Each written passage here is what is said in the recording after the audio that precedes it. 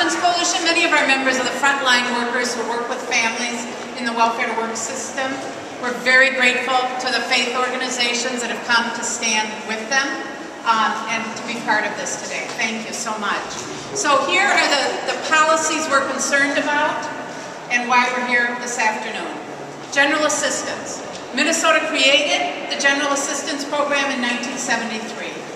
It was created because at the time we had a patchwork of local programs that were failing to help very poor adults with disabilities who were in poverty. What the legislature has proposed doing is eliminating the General Assistance Program, stepping away and abandoning the state's commitment to the poorest adults in the state of Minnesota. And that might sound familiar. So we spent 2 years fighting for health care for that group. Now we have to fight again, and that's to make sure that people continue to get a meager $203 a month to help pay for a room, to help pay for basic necessities, to pay for drug co-pays, to just keep things together. And remember who this is.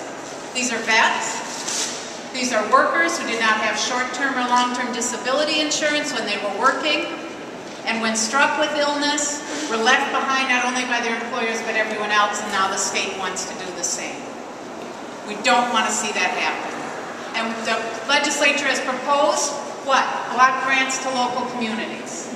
So we can return to a patchwork that we saw fail in the 60s and 70s. So we do not want the elimination of general assistance. We do not want to allow the very poorest adults in the state who are struggling with very serious illness, struggling with disability, who are unable to get a job, to be left with nothing.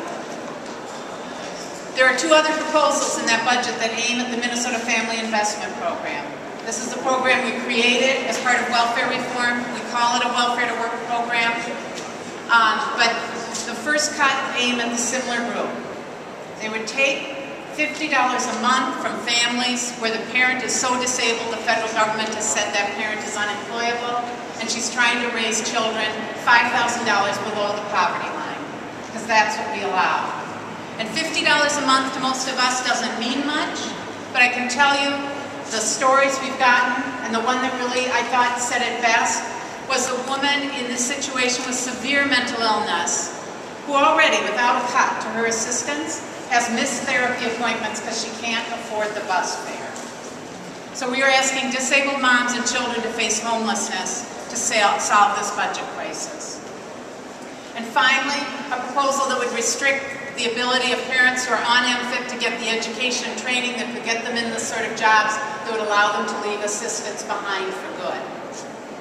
A policy change that would save us a few $100,000 and promise that those parents are stuck in the welfare system for most of their life.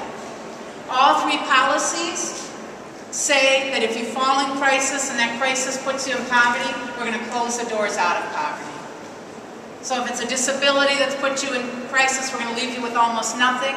If there's some way out, we're going to close that door. None of those are acceptable. And that's what we're speaking about, legislators, today.